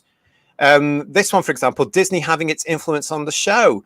Another person says, it used to be a family show. Now all it has is LGBTQ propaganda forced into it, pushing the woke messages that we have seen and heard thousands of times before. Boring. Nothing like it used to be. Now it's just a brand name to push an ideology. And it went on and on. I feel the ratings when it airs on BBC One will tank compared to previous years, as many will have already watched it on Iplayer and not bother tuning in again. We've been saying this for ages. The ratings were going down anyway. Can you see a pattern here where they're all now starting to unwillingly and probably hating themselves for it, agree with what we've all been saying? The irony of having just celebrated the 60th anniversary, then to not be mindful of the time of not only the show's home country, but the people watching who got it to 60 years just to pander to Americans isn't lost on me. I think the biggest argument against the schedule is that we pay the TV license. No other countries that get the show do. Can you see where this is all coming through? Look at this. It was absolutely incredible. And it really did carry on. Everybody was agreeing with him. You don't want UK viewers? Soon you will realize that's a big mistake. So BBC iPlayer gets it after Disney Plus. That's shocking. UK fans get it second. I like to be positive about the show, but this is utterly ridiculous. Branding it as same time everywhere as some kind of major win. This is a massive piece of British culture, and it's being dumped on iPlayer at midnight. Yes, right. There's a couple of points to this. Is because again, I don't know, JT, if you can put up the scheduling, the timings. I'm up to 30 there. Yep. So I mean, technically, the American audience gets it the day before the UK audience. Yes. And we pointed out that that's happened in the past with the Five Doctors and I think with the TV movie in '96 as well. Yes, that's right. But the environment was very different then. Someone watching it at a convenient time for them in the US will go on social media and post about it. There'll be reaction videos on YouTube, etc., from the handful of people that will watch it. Yes. If you are, in the UK and you're not staying up till midnight, then, and you want to watch it in that classic slot, that evening set part of Saturday night, then you've got to just avoid the internet, which is impossible to do in reality. It's just, if there's a massive, return or a new character comes in or anything like that, how are, the BBC social media team going to put stuff out? Well, they won't, will they? That's why I think there's going to be two teams, the Disney Plus team for outside territories and the BBC one. But even so, we will still see what's going on with the external team. Because, I mean, you could be sitting in a coffee shop on Saturday afternoon looking for the football results and a bloody thing comes up saying such and such, Mel's back, whatever, Yeah, exactly. And you're going to have to not look at anything at all, aren't you, Babu? It's just so impractical for anyone that is connected to the internet because it's just impossible. And the thing that shows like us, I write for Blog to Who, and like you try and put your material out once people have once people have watched the episode, and the traffic you generate normally comes as soon as an episode's finished, because people have watched it, want to see people's opinions, and you put reviews out and stuff like that. When do you do that? It's just it's killed the fan discussion about the show, and a lot of that is one of the nice things about Doctor Who, is that we all talk about it and we all have opinions about it. But when can I share my opinion with someone who possibly hasn't seen it yet? Yeah. Because I've watched it first thing on getting up Saturday morning, but you, JT, might not watch it until later in the afternoon or into the evening or whenever, or maybe not until Sunday. It's so frustrating. Well, I mean, my original plan was because I don't have a TV license, as everyone will know, so therefore I do not watch television in my house. So therefore, if I wanted to watch Doctor Who like I did last time around for those 4 god-awful things they peddled out for the special things, I had to go to my family's. I had arranged to do that again. Now, that's how I'm going to be doing it again. I'm not prepared to go around to the family and say, can I watch your television for 2 or 3 hours watching these things? 1 hour a week is enough. And I'll do that. The fact that it's coming on Eurovision night for the first one as well is a bit of a pain because, there's Eurovision parties possibly to go to. So goodness knows about that. For myself, I will not be going out of the way to watch this, but we will be watching it because, yes, we're going to be reviewing them on here. We will sort the pattern out for you. But I think this is a massive misstep. I really do. Peter's saying to us here, I'll watch BBC Telly. I won't be on there. I'll be safe. Okay. Tony, you'll not need cocoa to try to sleep. Just watch New Who at midnight. That'll send you off. That's a good point, actually. That is a good point. That might have seen, yeah, interesting. Yeah. And Divine Dragon is saying to us, Disney is using Doctor Who. Viewing numbers are higher in the UK. However, Disney Plus is bleeding out. So they use Doctor Who to pack the wound, hoping it will stop the blood loss. Oh, and that's in answer to my question. Why did they want it? Interesting. Now, listen, everybody, in the interest of balance, I tried to find some social media comments in favour. From a British point of view, this was very, very difficult because the British fans, and congratulations to RTD and his team, BBC Studios, Bad Wolf, and Disney Plus for again damaging your British fan base, your homegrown fan base. Not content with Chibnall destroying Doctor Who fandom and dividing it, you've now completely splintered it because even those people that were going to follow you are unhappy. Congratulations. That's what I call a solid, good job. So I've seen a lot of people reacting or trying to paint it in a positive light, saying, well, if it wasn't for Disney, the show wouldn't be being made. So would you prefer to watch it at an inconvenient time? Or would you prefer there not to be a show? At this point, I'd rather there not be this half-assed, overly messaged dross that has turned into Doctor Who. Yeah. Gone is the exciting, entertaining monsters and aliens and all that sort of adventure, drama that we wanted and enjoyed as a family group. Now it's all about, there's too much plastic in the oceans. We're polluting the planet and we're going to get giant spiders. It's what are your pronouns? It's let's turn one of the classic villains into a racist because that's what we should do. No. Stop messing with this stuff. Stop alienating your audience and stop reaching for an audience that you think is there, a modern, younger audience, because you think they're all sat on iPlayer waiting for you to drop episodes. It's not true. It's not happening. They don't care. They might dip in and out, but you've really annoyed them as well by making it inconvenient for them. Yep. And we've just shown some of those X's or tweets, really, haven't we? Because it wasn't.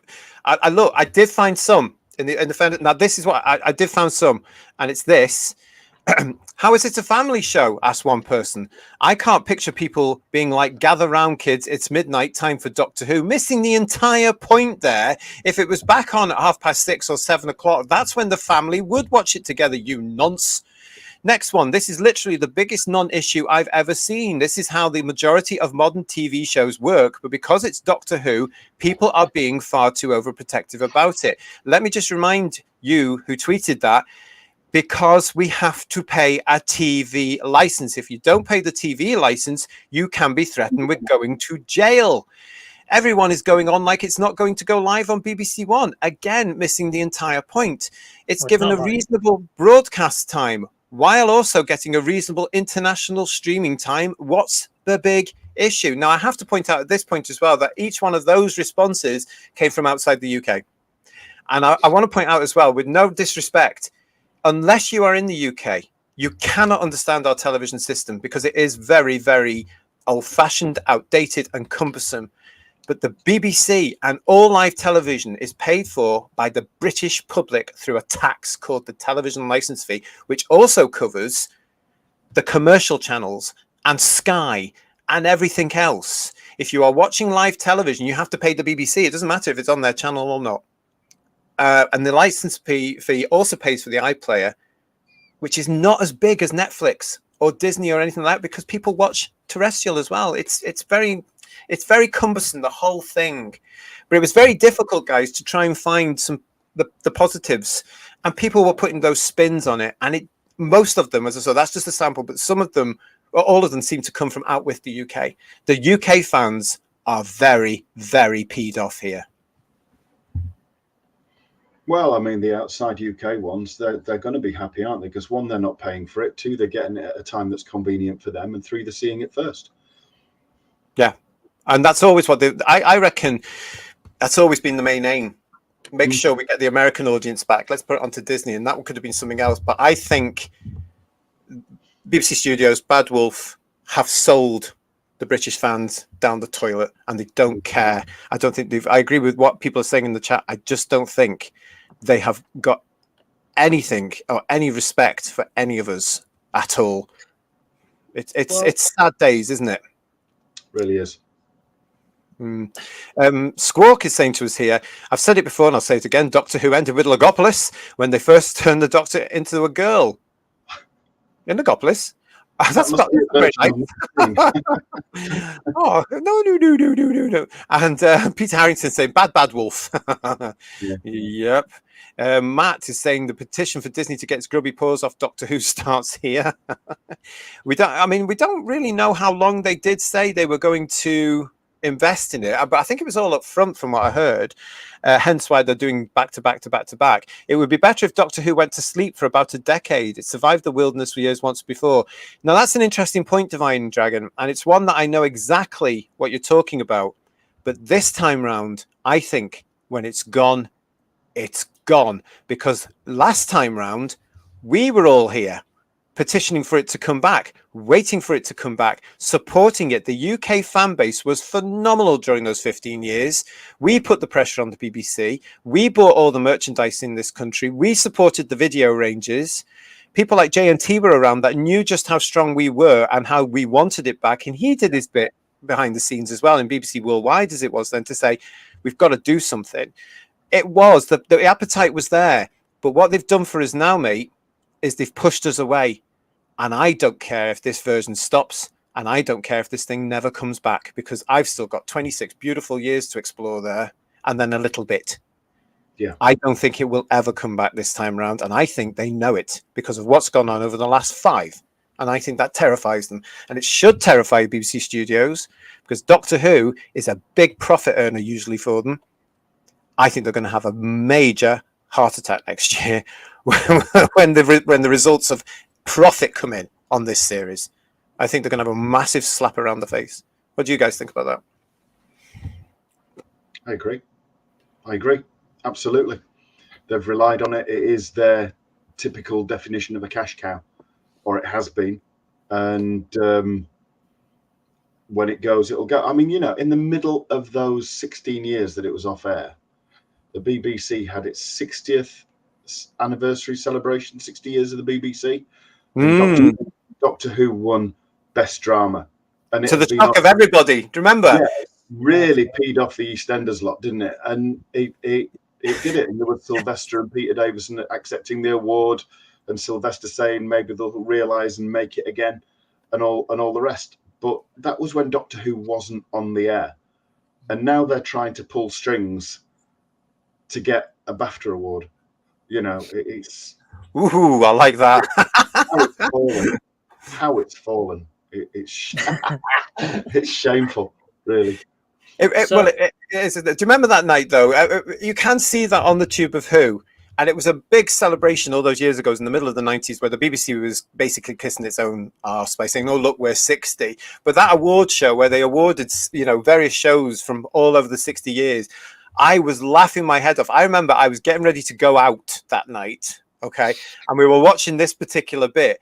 And I was watching it because we knew that Doctor Who was up for the award because it had been in the Radio Times and stuff like this. And I was watching this thinking, right, let's see what happens here. This will be fun. It's not going to get it, but this will be fun. It's going to be EastEnders. Everyone was saying it was EastEnders, remember?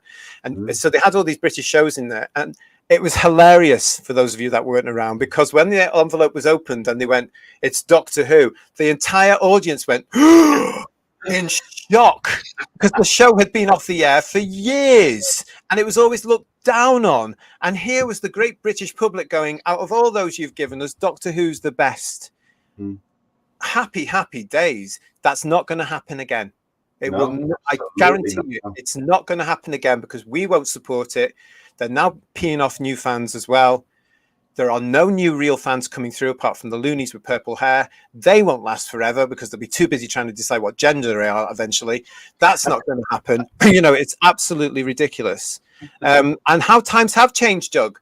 He says he remembers how happy he was when he heard RTD was back and wish I had a TARDIS to change history. Yeah. You can't, not one line. But yeah, I mean, it's a shame, isn't it? Yeah. Yeah. So I've... Oh, sorry, Spudger. Can I just say hello to Douglas Smith? Thank you for joining us. It is nice to see you. He says, by putting multiple episodes on Iplayer at once, it will give people a sense of catching up, which could put non-regular viewers off too. Excellent point. Absolutely will. Bedouin, sorry, what were you going to say? So I've just looked this up. So the NBA playoffs start in April, and sort of the conference semifinals, etc., start in May, basically. So if you've got Friday night episodes dropping onto Disney Plus in the US, that's gonna clash with coverage of, say, the LA Clippers are probably going to get in there if the Lakers do well. So that's your LA audience.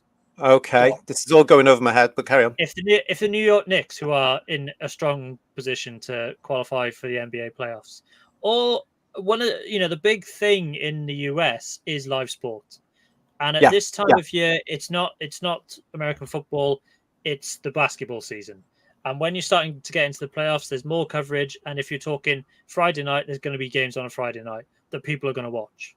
So it's clashing with a really obvious bit of competition in the US as well. So when Doctor Who was at its peak, 50th anniversary, Day of the Doctor, yeah, it was simulcast across the world, but it was at a convenient time in the UK, and those who were interested in it in the US were able to watch it all, not just the US, all around the world. Now, however, that has completely shifted, and they are aiming it for that audience that it hopes is there in LA and New York, in the US on Disney Plus, but realistically, it's not there. And okay, I'm using NBA playoffs as probably a bad example. I watch the NBA, and I'm a Doctor Who fan. It is possible, but it might not be a massive. The slither of the Venn diagram is probably fairly small. But if you're trying to appeal to people like casual audience in the US, and they've got that competition up against, NBA playoffs, that's the kind of stuff that's going to draw the attention more likely than, there's a British show that's on Disney that started again. I'll watch the Lakers. With a guy in a phone box. Yeah. Yeah, especially after they pushed everybody away during the Chibnall era, and they slammed their president, I believe, at one particular point as well, which you never do. It doesn't matter who holds the office. You don't do that. You show respect. That's what I think. You don't do that. You don't bring your own opinion into a drama. That's just not on. That's the president of the United States of America. I believe in the same thing for our own prime minister as well, unless I'm doing it. So it's a real case that, that really pushed a lot of people away, and they destroyed that. They're overconfident here, aren't they? They are very, very overconfident. They think they've got an audience here that is just going to come along when they click their heels and say, this is going to be here and this is what we want you to do. It's very demanding for me. This sounds extremely, extremely overconfident. Oh, we will put it on there and they'll just come. It's like all this nonsense they're planning with stick the Doctor Who logo on a rubbish bin and they'll buy it. You know, that sort of stuff. Really, really taking the pee out of us. Divine and Dragon is saying it takes parents to introduce children. When the parents don't want to when the parents don't want to introduce kids to it, the generational bond is broken and it cannot be reestablished. That's where we are now. That's where we are now. The kids are not interested.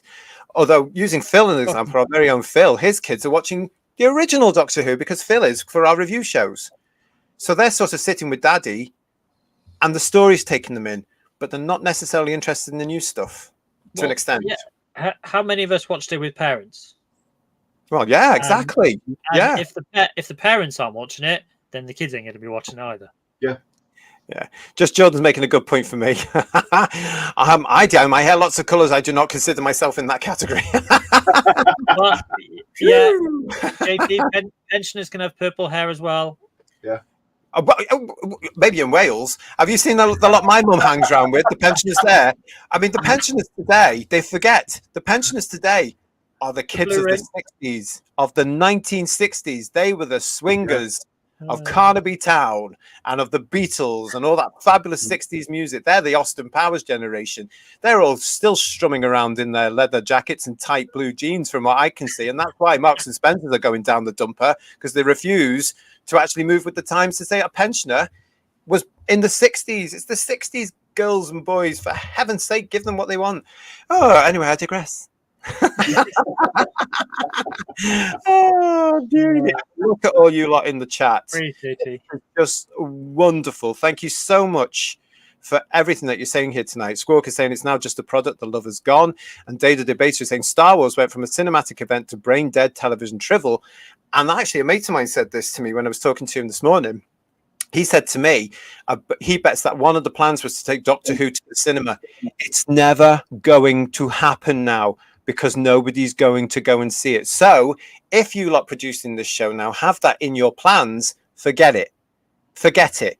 Because the Iplayer lot are not going to go to the cinema and pay £12 or £15 or £20, depending where you are in the country, to watch a Doctor Who movie. Those days where you could have done that are gone. Because we won't all go to see Shooty Gat. We're prancing around on a big screen with the drag queen. I can guarantee you. Look how marvelous. Studio Canal. Well, yeah. Hi, Studio Canal. If you're watching, we love your Doctor Who and the Dalek films. Oh, and strangely enough, we're going to be reviewing the 2 Dalek films with Peter Cushing starting this Saturday. We started our Peter Cushing series last night with a tribute to the man himself, the legend that is Last Night. If you haven't seen it, go and have a look. And this week, we're going to be reviewing the Peter Cushing Dalek film, Doctor Who and the Daleks. And the week after, we're going to be looking at Daleks Invasion of the Earth 2150 AD. Please come and join us and tell us what you think of those big, bold, colourful, brilliant British 1960s movies. I'm so excited that we're going to be looking at all that. It's absolutely wonderful. What have we got here? What's this? Oh, they generate self-inserts for themselves. They're overconfident, says Dividing Dragon. Yeah, absolutely. Lex is here. Hello, Lex. Saying hello to you. Stay with us, because Lex has sent me something. I'm going to show you that in a second. What else we got? What else we got? Look at them all here. Just Jordan says she grew up watching Doctor Who with her dad. Yes. There we go. And Tony is saying watched it with grandparents in the 70s. Happy days, happy memories. I remember my mum and my dad and my granddad and my auntie. I remember it being a real family thing. And I've told the story before as well, Who viewers, that one of the memories I have was a very happy memory of sitting down in front of Doctor Who one Saturday evening in the 70s and watching the Doctor battle the robots of death with my dad and my uncle, who were there for a completely different reason to me. Because Louise Jameson had started in the show. And this, of course, I didn't realize. Yeah, I didn't realize this, guys, until many years later. Absolutely fickle. So there we go. Darren is saying to us, hello, Darren. Eurovision has always been a must-miss for him. Yeah, that you are. It's like Marmite, isn't it? You'll either tolerate it and watch it because it is on for about 400 hours on a Saturday night, or you just don't like it and you'll do anything you can. You'd even go to a dentist if you could to get away from it. But Darren is saying can't stand it, and with RTD who on before it, I won't be anywhere near BBC One that evening. BBC One planners, people, are you listening? You are alienating more of your audience. The TV license fee payers. You are getting on my wick. I never got Eurovision either, says John Mason. No, honestly, I could do the job. Give me the job. I'd do it better. Heaven's sake. Contact me. I know exactly who I'd work with as well. Tony is saying to us here, is the first new show going to have Bucks Fizz and Brotherhood of Man in then to celebrate Eurovision? Well, as far as we know, the Beatles are in episode 2, don't we? Oh, God. Yeah. I'm Raymond here. Doctor Who is now just another Disney generic fantasy show. It's sold its soul. And that's what hurts us as fans, isn't it? Because these people who are alleged to love the show, Raymond, they did it on our behalf. They did it. And guess what? They've all got something out of it. They've got ka-ching, ka-ching, ka-ching out of it. I guarantee you. Oh, I hope they haven't been paid shares in Disney, because when that bottoms out, I mean, it's Disney. They won't go bust because they've got money coming out of their arse. But just like Disney Plus is, as you say, hemorrhaging viewership. It's not what it was. It's that they think that the solution is to buy in more and more brands because that worked for a brief period. But then they had Star Wars for too long, killed that. They've got a relationship with Marvel that's obviously bottoming out now as well because they've killed that brand off as well. It's once that peak hits, it's only down after that, and Doctor Who peaked years ago. Yeah. Isn't it amazing that we can all see this? We can all see this as fans. They've taken all our beloved franchises, every single one, and recreated them in their image for an alleged mythical modern day audience, and therefore trounced all over them, crapped all over them, and destroyed them. And yet they're still carrying on, and they're not listening, and they blame the fans every second of the day for not going with their dictates, basically, which is shocking. And then they wonder why everything's bottoming out and everybody's, the money's not coming in, and shareholders, quite rightly, and they are very powerful, they need to complain more. They need to complain more, and it's just, and yet when you look at Disney and the wonderful, as it was, Star Wars, they're now saying, oh, there's going to be this film and there's going to be that. Who the hell is going to see that? Again, it's a minority of Star Wars fans that will go to see it because it continues after all those god-awful sequels they did. Oh, they seem to think that if they do it badly and it's a problem, then the solution is to do more of it and hope maybe that people come round. But people aren't that stupid, so they won't. And all they're doing is creating more and burying it more. They're just digging that hole deeper, and that's a hole that Doctor Who's going to be in as well. Well, it's there. Let's face it, Ian. It's in that hole already, isn't it? I mean, we saw that with coming from the alleged specials of 2023, which didn't do anything for Doctor Who fans at all because it didn't celebrate 60 years. It just rebooted it for Disney, and it became Disney Who. That's why the alleged Doctor that we know from 63 onwards, including the Whittaker version, was pensioned off, and this is a brand new Doctor. We said this in our reviews, didn't we, Guy? I was insisting on this. This is a brand new. They might as well have just called him Doctor One, Day One, rebooted it, and started again. And why they didn't do that to say no, this is Disney, Doctor Disney now, I don't know. Drives me insane. Well, I do know. It's because we would have all said no, thank you very much immediately, and it would have been a massive flop quicker than it's going to be. Garbage, you're frightening me. Stop it. Jinx Monsoon will be in all the episodes, I am sure. Music episodes, every single one of them. my hives. Oh, bring it on! I tell you, I'm waiting for him. Who viewers? Oh, tune in for that one because I'm having him. I'm telling you now, I am prepared to hate that episode. I'm going to rip it to shreds. And the Jamie 9526, welcome. Nice to see you. Alas, it hasn't truly been family viewing since somewhere in the Capaldi era. not young child friendly, and by the Whittaker Zone, Q Horn of Chibnall SFX, it was too dull or daft for not we adults. Totally. And we saw that in Britain, didn't we? Because the ratings went like this. I don't care what they say. They went down this every week except one. Yeah. Get a grip, people. Just Jordan is telling us here, they kill it by mass production, though it's just too much to keep up with. And I'm a big geek. Marvel, Star Wars, the lot. There is this thing about giving people too much product because you're trying to find what works. Yes, or you want the money from the marketing. You know, who's got the money these days for all this sort of stuff? It's a very tight economy around the world right now, isn't it? We're all in dire straits, really. You know, from what we were. And Peter's saying to us, we are in the kingdom of the blind, JT. It's sad days, isn't it? Divining Dragon is saying to us, this marks a shift to the independent creators as studios go bankrupt with AI usage and multimedia platforms. We are on the cusp of a change. The problem is over here in the UK, as we know, is that the independent creators, if they want to get onto something like the BBC or ITV, they have to follow the dictates of the DEI, diversity and equality and all that nonsense. So I can't see it going anywhere until all that is ripped up. Doug is agreeing with you, Bedouin. Disney killed Star Wars and Marvel. Doctor Who doesn't stand a chance. Yeah, I mean, I liked the 3 Disney Star Wars films. I liked Rogue One, but then beyond that, I couldn't. I don't have time to watch The Mandalorian, and I didn't understand what was the point in, a Han Solo prequel. I didn't watch that, and it's just now you're just churning stuff out for no reason. It doesn't interest me, and I've lost interest in Star Wars. So. Yeah. Well done, Disney. Yeah. And we won't even talk about the DCEU. Oh, no. We'll move on very, very quickly and back to Doctor Who. John is saying to us, it's your fault that you don't like Doctor Who because we're all bigots. And that's so true, isn't it? And we've been told this continually over and over and over again. Really, really have. We are all in the wrong for not living in LA and having Disney Plus. Yeah. Absolutely. Well, absolutely. Oh, well, listen. We are where we are with this. It's out of our control.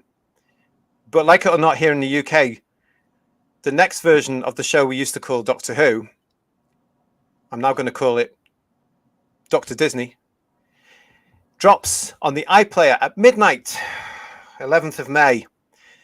One good thing about this is it sort of prepares us for what we're going to be doing because, yes, we are going to be reviewing the shows. Not quite sure on the exact format of what's going to happen this because we want the clarity from the BBC or Doctor Who magazine or whatever's going to happen. But I can tell you that we will be here on Sunday, the 12th of May, with the Doctor Who review of whatever the first episode is called as part of Who's Views Reviews. Myself and the Whotastic panel will be here, probably recovering from whatever they've slapped us with. We will let you know in due course how we're going to do this. Now, the original plan, of course, was to do this weekly, every Sunday, but they're dropping the first 2 together. And let's see if they drop the first 2 together on the Saturday on BBC One, then we'll have to do something. And we might do a 2-parter over a Saturday and a Sunday, but we will let you know. So make sure you're subscribed, make sure you've rung the bell, and make sure you're watching all our shows because we will tell you when it becomes clear, because it's not clear, what the BBC is doing between BBC One and the iPlayer. We will put the format together, but please, we want all your opinions. Please join us for the new series of Who's Views Reviews as we look at this new series of the alleged Doctor Who. And as you can see there, yes, we will work in the ratings game and the wokeometer, which I know a lot of you that joined us for our shows for the first part of all this crap. You liked that. So we will be bringing those back as well. So we will be playing the ratings game. And that's going to be funny now because I will not be looking at the iPlayer views. It will be the ratings on BBC One. We're not changing that format just because they're all stuck up. So make sure you've got that. Please come and join us. Wow. Yeah. The ratings are going to be fascinating. They really are. Well, the time that they've done this in the sort of Doctor Who universe was class. They dropped all of that onto iPlayer. Eventually, it got a terrible slot on BBC One, and it had pitiful ratings. But that was the number that you had to deal with. So if we're in a similar situation, we are looking 2.5, 3 million on an overnight. We're lucky. Well, we started playing the ratings game already. What do you think, Ian? It's going to be fascinating, though. It really is. I think, you said it's out of our control, and it is out of our control. But the reception and the ratings and the actual numbers that do watch it is out of their control. And watching their panic and their spin is going to be quite fun. Yeah. Just go to the chat quickly because you're right, Ian. But Glenn, hello, Glenn. Thank you for joining us. Nice to see you. Will you guys be staying up to watch it live at 12 a.m.? Don't be ridiculous. I'm 54 years old. No. And even if I was up at that time in the evening, it would probably be in a pub. Not that I do that much these days, because I'm getting to that point where I can't stand being surrounded by a load of kids who just don't seem to have any fun at all. But you know what I mean? But no, we will not be. Well, I can't speak for this lot, but I certainly won't be. I can't even access the iPlayer in my house, Glenn, because I don't have the license fee paid, so can't do that. I will have to be going to my family's for whenever it's broadcast on the Saturday night. But stay tuned for us, because we will be reviewing these. Whatever happens, we are going to be reviewing these episodes, and we will let you know exactly how we're going to do that. Garbage is saying there could be a specially extended version of Whose Views. Yes, we could be here for about 7 hours or more. Woodhouse 122 is telling us you can watch it, so we don't have to. I don't really want to either. I don't really think it's going to be terrible. And we've also got Mark saying looking forward to the reviews more than the actual show. Sad, isn't it? No. It's the right thing to do. No, we'll be here to entertain you. As I used to say, it ain't half hot, mum. Ooh, should be watching that. Love the Wokeometer, says Divining Dragon. Absolutely. We love the Wokeometer as well. Took us ages. It took my uncle Sydney, ages to put the Wokeometer together. Yes, he was working on it for hours. Garbage is also saying the ratings will spin through a spinning machine with added dice and a supercomputer, much like the Wokeometer. It's over there in a bucket. Stop trying to get off with me, Divining Dragon. And Jamie is saying they should have cast Adrian Lester after Capaldi. Adrian Lester, Jamie, will go down as one of those doctors we should have had and didn't, for whatever their agendas were. Oh, we know what the agenda was. They wanted a woman. So yes, thank you, Glenn. He's saying, hi guys, good stream as always. I look forward to your review. In a sense, so am I, because we're going to be talking to you live. We're going to be looking at these things, and you guys are going to be talking to us as well. And we're going to be continuing, hopefully, to continue building this lovely community that we're creating here on Whose Views with everybody. And we're going to have fun. We're going to have a lot of fun, I think. And speaking of fun, if you don't know already, we are going to have a lot of fun between now and May when this thing comes on. I hope so. We've currently, as I said, we've got the Peter Cushing movies up for grabs. And next month, we're going to be doing a special season for you called Playing the Fool. I think that's what I'm going to call it. But we'll tell you more about that coming up as well. But yes, we are going to be heading towards that. I'll tell you as well, we'll also end on something else as well, which is a little bit fun. I mentioned that Lex is in there. And Lex, thank you so much for sending me all the various bits that you're doing. If you want to send me anything that you think could be used in headlines or any of our shows, it's very easy to do. You can email us at whoseviews1@gmail.com. Might take me a little bit of time to answer you, but I do get there. So whoseviews1@gmail.com. And of course, that's the address if you want to take part in our brand new quiz, Who's Master. If you haven't seen it yet, go and have a look. It's on the playlist. We want you to come on the show. It's all for you. It's a bit of fun. Come and join us. But Lex, do you remember when we did the headlines in the week about AI and where that's going? And of course, we use a bit of AI from Garbage. And thank you to Garbage in the quiz as well, into Who's Master. But Lex has been playing around some AI here. And I don't know, I think it's a little bit dodgy.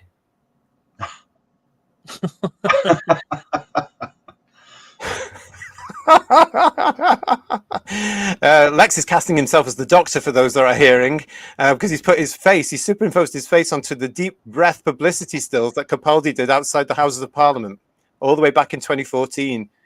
That's very clever, isn't it? That is really clever. So well done to you, Lex. Keep going with all that sort of stuff. Yeah. Really and also as well, just to let you know, in case you missed it on social media, Sylvester McCoy is currently out and about here in the UK. And this week, he was in Glasgow. How do I know that? Well, quite simply, he put a picture on his Facebook. Hey. This is one of the infamous police boxes that are left in Glasgow city centre. This one's on Sauchiehall Street, and it's the red one. And I think that's why Sylvester's looking rather confused. Anyway, everybody, thank you so much for joining us tonight. This has been a really lively discussion. I hope you've all enjoyed it. Thank you for all your comments. I want to say thank you to Third Doctor Ian, and thank you to Badweer for coming in as well. And with all your comments, I hope you two have enjoyed it too. Oh, yeah. Always. Yeah. We've got lots coming up for you, as you can tell. Lots of plans coming up for you, including the dreaded Disney Who. That's on the way as well with all the reviews. Please, if you haven't already, subscribe to the channel and also like the video, share it, and you can find us all there. Thank you again to Garbage and Kirsty who have been in the chat, making everybody feel welcome. Thank you all so much. We do appreciate your comments. You are so much a part of this channel, very important part of this channel, and especially this particular show with your opinions and views. Because don't forget, it's our views, it's your views, it's Who's views, and you can guarantee that when they drop a headline, we will be here to discuss it. Until next time on the channel, we will see you very soon. Look after yourselves. Good night, everybody. All right. Good night, everybody.